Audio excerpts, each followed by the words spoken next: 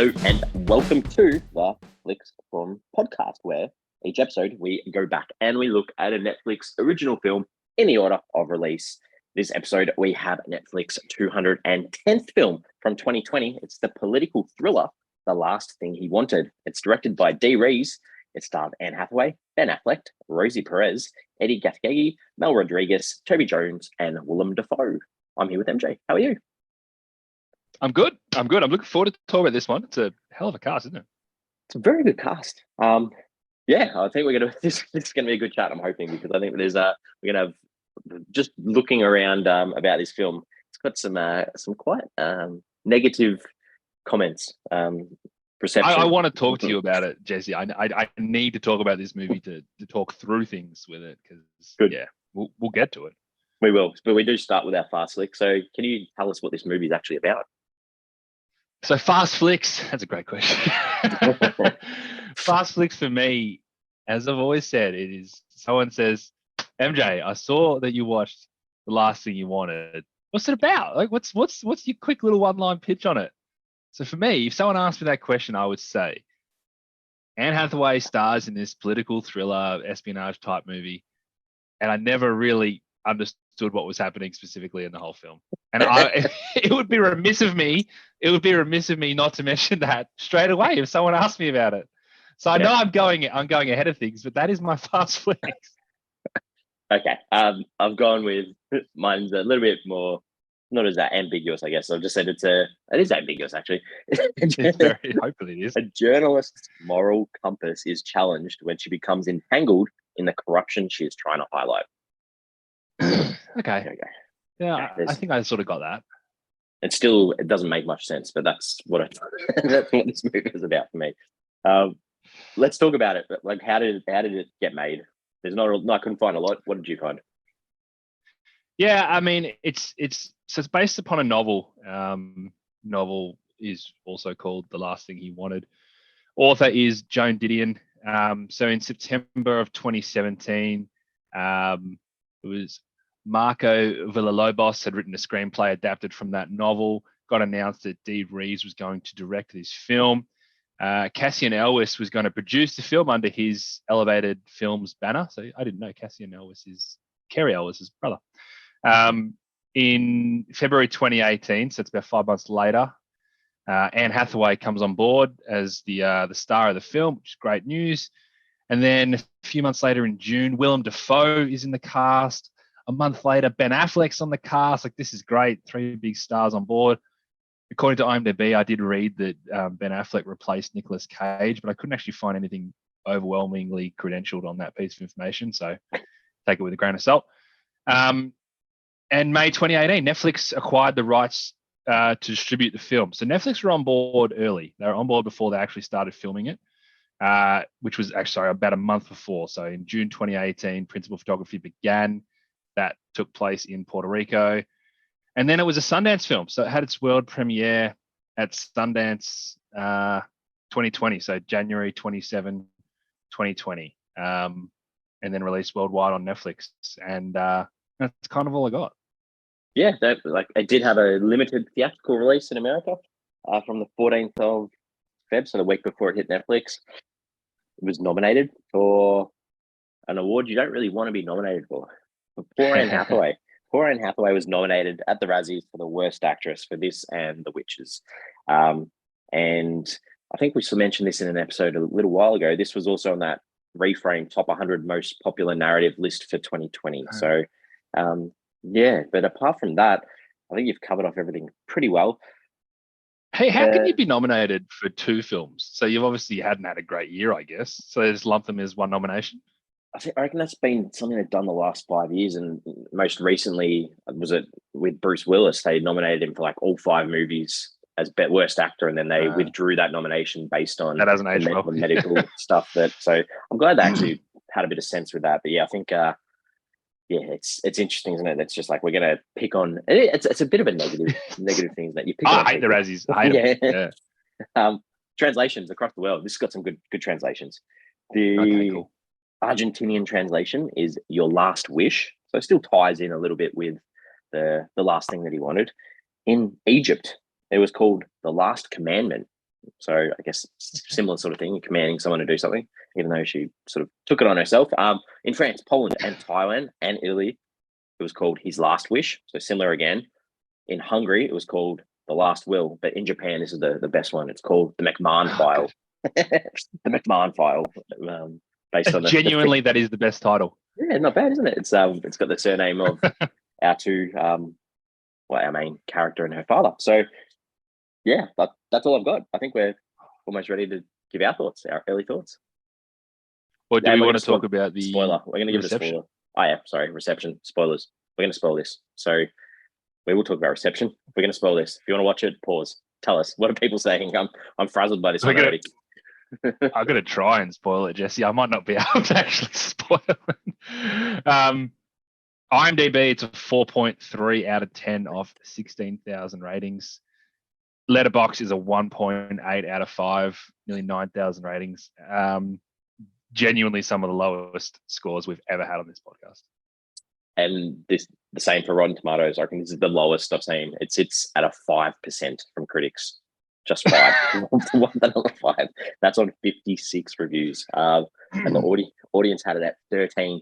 That's on more than 250. So yeah, I think these are some of the, based on the amount of numbers that we've got ratings for, it's probably the lowest we've ever seen in 200 something movies. Okay, now it's time for your thoughts. So I had, I'd never heard of this film, never heard of it at all. It's obviously, we do the films on the podcast in order that they were released. So it's next on the list. I went to put it on and I saw the cast and I was like, wow, how have I not heard of this film? It's got these great, and I got excited. I started watching it and I thought initially the 4K in this film was really good. I know all Netflix original films are done in 4K, so you've got the 4K TV. It looked really good, looked really crisp. It's going to be great. In the first half hour, I thought it was really slow. I wasn't really into it. I got completely lost initially with what was happening. I can't even remember the country they were in at the start, and then the whole Nicaragua stuff. I know these are based on historical events that I just have no idea about them, and it got sort of glossed over. I'm like, oh, this is slow, and I'm kind of losing it, but I'm sure it will just come together. And then I spent the rest of the film working my ass off to figure out what the hell was actually happening. Like, I didn't really know what Elena was actually trying to achieve and why. I totally get that they wanted to play this game of who's bad and who's not, and let's have a big twist and reveal at the end. But I actually didn't understand the backstory of what she was investigating and how her father and her were now involved, and why she knew not to get on that plane at the end, and I didn't know I didn't know anything that was happening. I was trying so hard, and it was just such a mess. And I was so pleased to jump on Letterboxd once I'd finished to see that it had a 1.8 rating. And I'm like, man, I am just so far behind the 8 ball on this. I don't know what's going on in this film. And then I'm like, nobody knew what was going on in this film. So it's so that's me. That's my journey of this movie. I thoroughly enjoyed that. That was excellent. Yeah, I watched this with no context around this at all, or any of the reception of the film. I thoroughly enjoyed this though. So this is gonna be good. Good. No, I need you to enjoy this. You need to help me. I think Anne Hathaway was great. The one criticism of this, it was so predictable. Like, we've already said spoilers, but the Ben Affleck character, like in the first 10 minutes of the movie, you know that something's going to happen. So I found it super predictable. But I was still on the edge of my seat the whole way through, waiting to see how they were going to get there and what was going to happen. Yeah, I didn't mind it. Okay, I'm glad because I struggled so much, man. I struggled so much. It was hard. Like it wasn't the easiest watch in the world at all. But I think that's why I was so focused, because I was just trying to. And I'm not saying that everything tied together or made sense at all, but that gave me something to focus on for the 2 hours, because I was like, okay, let's think back. How did this connect? What's going on? Even though it probably wasn't done very well, but I still was engaged. I was similar. I was focusing and I was working really hard. I literally know how I sometimes write down a few notes during the film. I wrote down 2 things in the whole time because I was just working so hard to figure it out. And I guess we'll get into it. Good. All right. Well, let's talk about the characters. It's really, and like you said, I think it's really hard to identify specific scenes or specific, like you've got the generic idea of who the characters are, but the motivations at times may be a little bit confusing, but let's hear what you've got to say. Well, I'm glad you said, because I actually felt like Anne Hathaway was doing a really good job here. Like, I feel like she knew what was going on, but she wasn't sure that the filmmaker wasn't going to communicate it so poorly to the audience. Because I feel like she was doing a really good job as Eleanor. My takeouts on her as a character, she's this sort of life-hardened workaholic who more or less played by her own rules. She was consistently plagued by finding out the truth behind, I don't know, was it a war that was going on initially? Whatever it was, or a coup, something. She wanted to find out who was running it and why, right? And that was her kind of motive. I do have an issue. I'm glad we've done a spoiler alert. I do have an issue with the movie killing her off in the end, because I just don't think the movie was clever enough to have this big reveal where you kill the main character off. I think that can definitely work in a film, but the film's got to have some credentials behind it. It just felt kind of cruel for an audience member who's working really hard to figure out what's going on. Backing this character in, really want to see her get home. I don't know why. I don't know who's going to help her, but I want to see a guy that has killed her. I was like, okay, like, I don't think you're this kind of film, but that kind of bothered me a little bit. That's fair.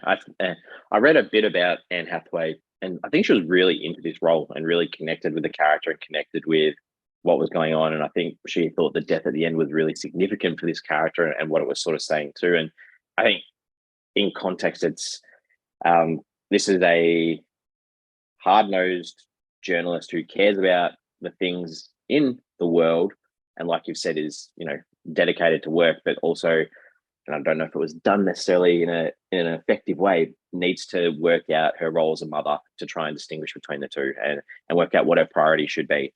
And we see that with the constant phone calls to her daughter throughout. Probably isn't as clear as it should be, but those phone calls to her daughter are, I'm putting my head into my work when, my priority should be elsewhere with my daughter. But it also, like, her character sort of shows you too that the political issues at the time and what was going on across America with, the world and how the things she wants the world to see are what politicians in America don't want the world to see. So, I mean, the backstory of her life, like including, doing it tough, the dad that was never there, failed marriages, cancer, those sorts of things. I don't think really that they didn't really add to her as a character, because I think the focus more needed to be on her losing her way a bit and the stresses of the choices as being a mother. They would have been really more impactful as a character if they focused more on those. Yeah, cool. Well, yeah, take your word for it.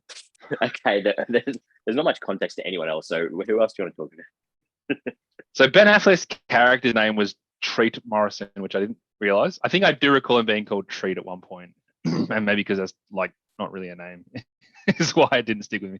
I actually have no idea who he was, like what his role was, and I get the feeling there was one conversation that he had that was he like a chance to be president one day? Is it kind of like the end goal for him? I talking about the whole, you can be one of one. So I knew obviously he's doing shifty stuff in the political world. But I assumed, as you sort of said, he was the bad guy the whole time, and they never really gave you a reason for him not to be the bad guy. And then it was obviously supposed to be a twist that he was out to get her when, like, wasn't it obvious the next day when he said we go home tomorrow, and then there was a big shooting that, like, he was behind it? Like that I didn't know what was going on, but I knew that was happening. So I don't know. It wasn't a huge role in the end, but his character kind of felt a bit fundamentally flawed. Yeah, I think Affleck sort of just cruised through this as well. It's a bit like when he plays Batman. He just played that monotonal line, like, way throughout the film. And yeah, so he worked with the Secretary of State was like his boss, the Schultz dude. So like you mentioned, he's obviously got political ambitions. But I think, the first real conversation we hear between Treat and Schultz was about, don't let this Nicaragua stuff blow up in my face. So from that moment onwards, that Ben Affleck's character is going to do whatever he can to ensure that whatever is being investigated by Eleanor is not going to blow up. And I think that they tried to, as an audience, tried to make you feel like Jones, who was the Black French operative, like he was the one that was going to do that shooting, or he was the one, whereas, he's actually the good guy. And he's the one that gets Eleanor's reporting sort of out there, so her best mate Elma can sort of finish the story for her, which we see that shot at the end with her typing. I think Elma we probably need to touch on her a little bit. Like, could have been a bigger role almost like the best friend co-worker to keep the audience in touch with what's going on in America as Eleanor's sort of off around. And I mean, the help, I don't know how much help she was, but she provided plot details for us as an audience to know what was going on, and a little bit further context to the characters that sometimes got a bit confusing that Eleanor had chasing her or was chasing herself. Yeah, that was helpful. I also, maybe it's a sign of the times, but I can't really comment on journalism in the 1980s, but I always just assumed that she was the photographer for the first 100 minutes of the film.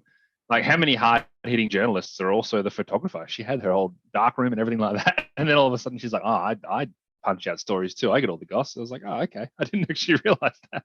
It was like, they should have made it clear, because they obviously, the opening scene is we've got the writer and the photographer, and they sort of go to that the dark room, and they're sort of helping each other out. But then when you've got Eleanor sort of taking photos herself too, it's like, okay, so they both do it. They both do both. Wow. Yeah, multifaceted.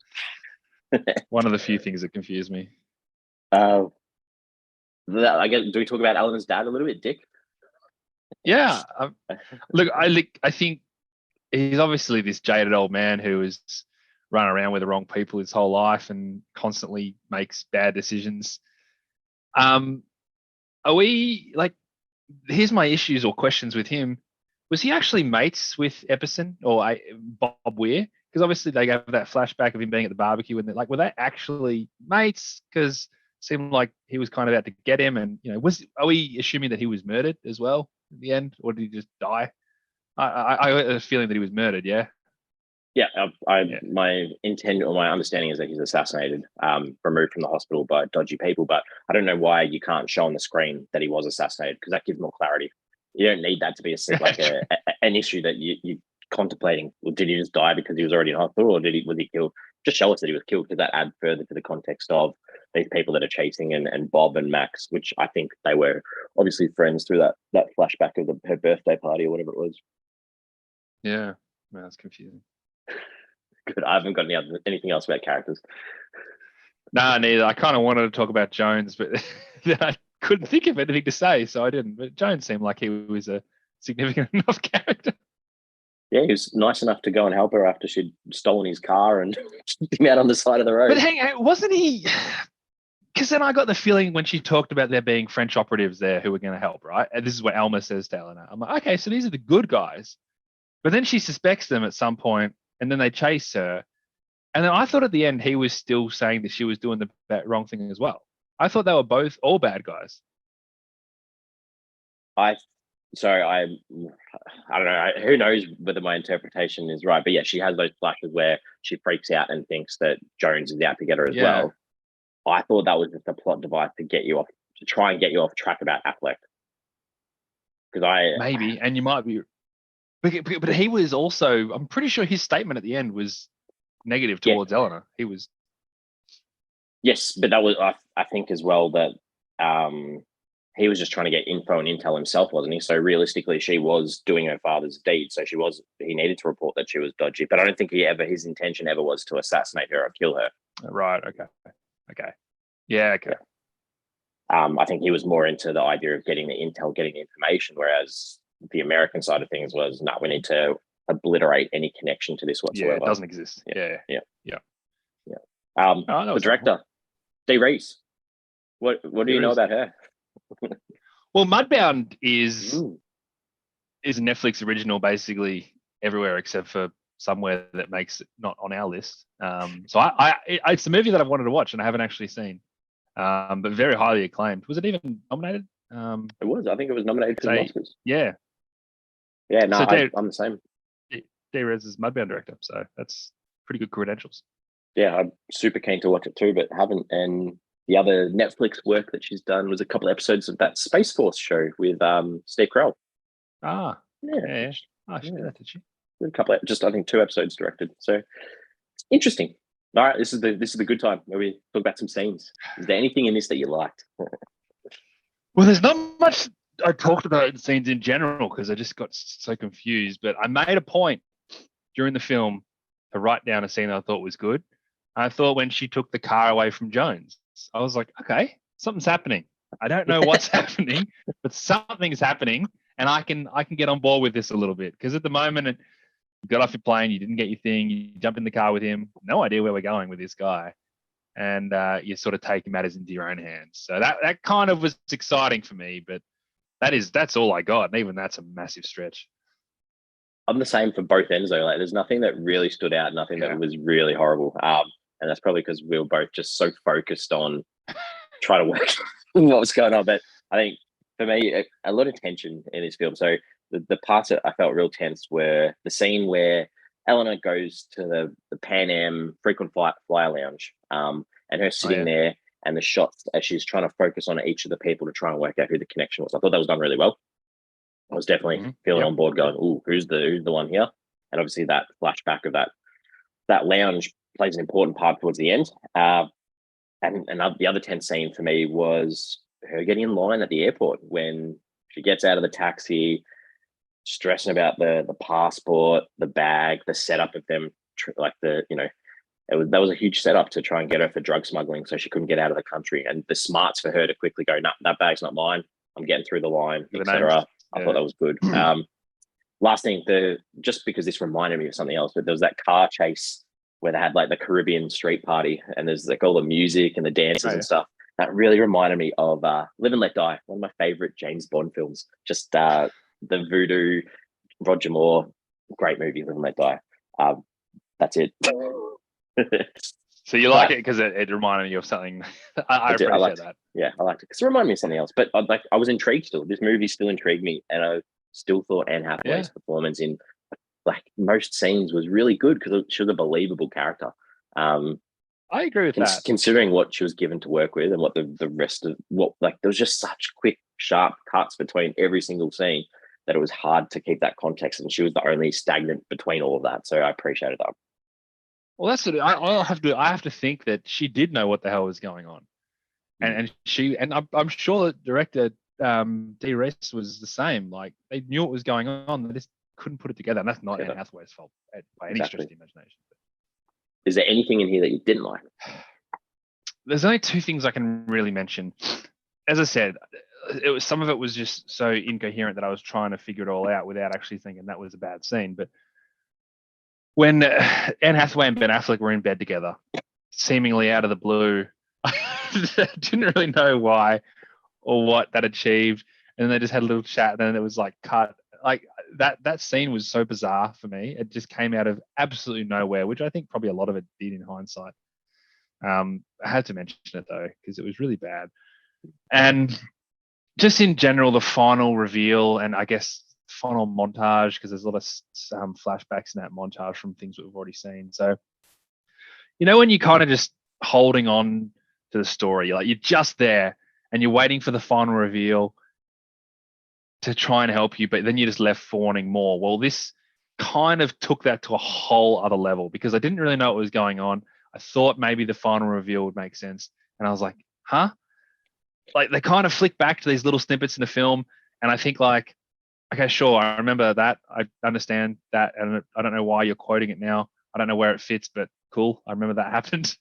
And characters just kind of kept popping up and popping back. Like the lady from the flight lounge is just there all of a sudden. It's like, yeah, cool, but who the hell is she? Like, she was part of the French. They're kind of, yeah, but they're sort of saying all this stuff, and the whole thing just felt even more incoherent than it had throughout the whole film. That it was basically laughable. Like, this film just finished, and I was like, what? I just thought what? I just didn't know. So that final reveal was as bad as anything. I think I've read somewhere like at one of the Sundance screenings that the audience were just laughing at that montage you spoke about. Is that right? Yeah. The only thing that I'm going to completely agree with you, that sex scene.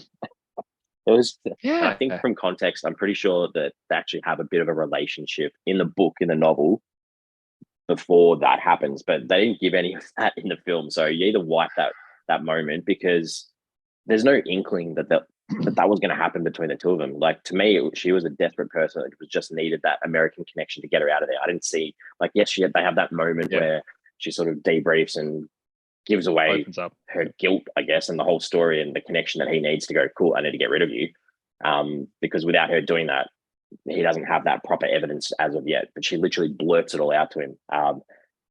The one thing about this scene that really annoyed me though was that he's just lying there talking about Diane. Obviously, one of his ex partners or something, but who's Diane, and why do we need to know about Diane? Because that added nothing. I forgot about that. I thought we are going to come back and find out that he'd had a really tragic relationship or something, and Diane's going to come back. I was like, that's because as soon as he says it, you're like, oh, that's obviously an ex of sorts. Because to start off with, when they're in bed, I was like, so this is actually her child's dad. That's what I was thinking. I was like, oh wow, this is like they're actually they're both dodgy and they're both like hiding identities from each other. And then we start talking about Diane, and I'm like, oh god, no.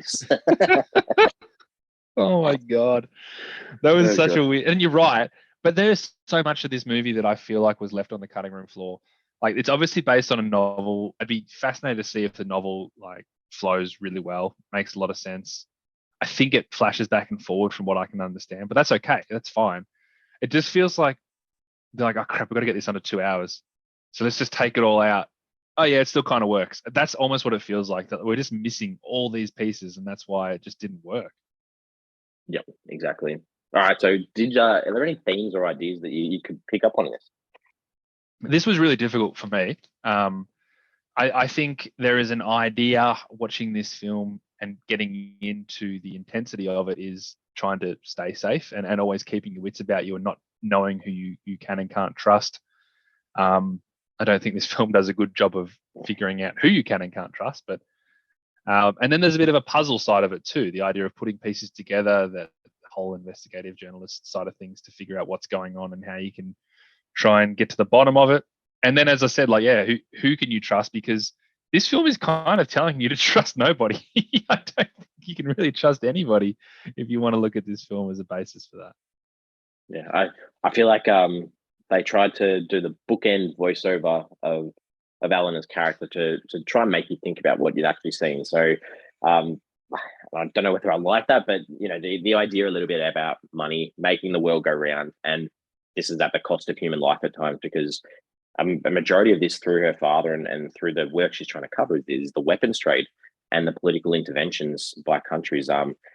You know, this is highlighting the idea a little bit of America being that cowboy that tries to save the world, and they don't ever see the consequences of their interventions because, you know, they just want to be seen as the good guy. Let's clear and wipe out what we can. And unfortunately, too, that like I feel Anne Hathaway's character was a bit of a symbolic moment, because you've got the idea that it's a very male-dominated, not only the media world that she's working in, where all her bosses and all the people above her telling her what she can and can't do are male, but also when she gets on that political trail as well, that is overrun by males as well. And I think the best scene to highlight that is when they're on the plane, the press plane, and you got all the men acting wild and crazy, and she's just sort of sitting there isolated by herself. And that sort of leads into that idea too about what they're trying to say about reporters a little bit in this. I think, you know, there's one line, I think it was with Jones, where he's talking about, you know, the unreported casualties of war are reporters, and the risks that they take to get the truth. And she's risking a lot. She has the choice. She could have ditched on this mission early, but she decided to stay to try and get more of the story, putting herself in danger, I guess. And it's that idea of a story. And Ben Affleck's character, he doesn't care about the story because he wants those stories buried or erased for the betterment of himself, for his government, and higher ranking people. So that iffy ethical legal line that they're dealing with. That's a really good analysis. I think you've summed that up really nicely, and I think you're giving the film more credit than what it actually. Like, I think those takeouts are fair, but I don't think the film did a great job of doing it. I think if you dig deep enough, you can see that, though. You can understand that, and I think that was really good. Yeah, but not necessarily done the right way. So, like, what did you take away from this film then, I guess? Oh, look, this film is just a famous bust. Like, when you think of films that just got so many things wrong, this is going to come up on the radar. It's one of the most incoherent movies I've ever seen. Not in terms of like cheap and cheesy moments like we've done with Secret Obsession or The Open House. They're just bad movies, but they're kind of funny bad. This is more like, as I said, we are missing parts of the story that were really paramount in telling us what the hell was actually going on. Yeah, I think that'll probably, like, that leads into what I took to. I think it annoyed me in movies like Sandcastle and what was the one with Henry Cavill? that we did on the show. It was about a Oh. war. It was Irish, not Irish. It was along those things about invasions and stuff as well. Haven't got a great memory of what it was called, but those films, and they sort of annoyed me at times, but they often had subtext or a quick bunch of text on the screen where it gave you context of this is what's happening in the world at the time of what's going on. And I think, unfortunately, in this film, that would have probably added, like, you just need a text line saying the Cold War is going and America's trying to stop the run of communism. So then you flash to them trying to work out, as journalists, who's funding these anti-communist little groups that are attacking America's enemies. And then that gives you context to the opening scene as to what they're reporting on in Costa Rica or Nicaragua or wherever it was. Or the next scene during the Cold War, this is what Reagan stood for. What we're following Reagan's press camp, his political campaign for so long in this film. What's the context? Why is that such an important thing? Because of all of the policies that he had about funding all these tiny little moments throughout the world to stop communism. If you have that, then you get context as to why the arms trade and the deals and all these things were happening, rather than just going in blank to it, because you probably do need a little bit of context for that.